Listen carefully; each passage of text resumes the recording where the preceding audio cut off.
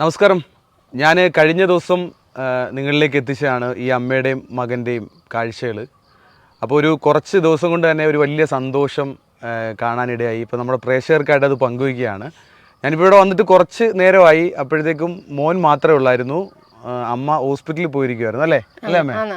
ഏത് ഹോസ്പിറ്റലിലാണ് പോകുന്നത്? കോഴഞ്ചേരിയിലാണ് പോയത്. കോഴഞ്ചേരിയിൽ.